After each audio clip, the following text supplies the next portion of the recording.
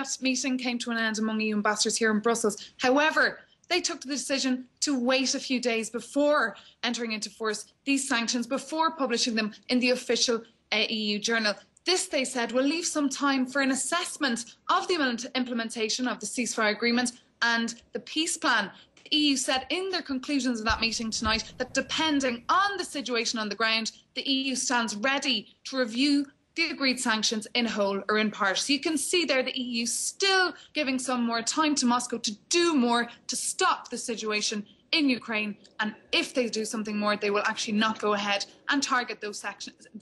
Go for further sanctions.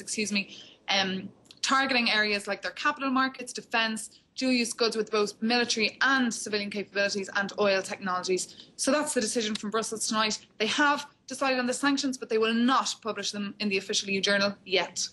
And do you think that perhaps one of the reasons for the hesitation and the shall we, shan't we sort of approach they seem to have there in Brussels was perhaps born out of a fear of quite serious retaliatory measures being implemented by Moscow? Fear factor, indeed. That's this build-up, in fact, of what possibly Moscow could do to react to the sanctions coming from here. That's why the European Commission has been drafting the impact of what he could possibly do. There's a sense that Putin is really playing with the vulnerabilities of the European Union. The fact of the matter is we do not have an army. We're 28 member states. It takes a long time for decisions to be taken. The Council also needs to consult the European Parliament. It is not the case of taking 5 minutes to take a decision. Now, the EU did not react today to that interview with the Prime Minister of Russia, Dmitry Medvedev, saying that he could block Russian airspace to European airlines because the EU, quite frankly, does not want to get into a tit-for-tat with Moscow. Now, regarding Russia's import ban on European fruit and vegetables, the EU has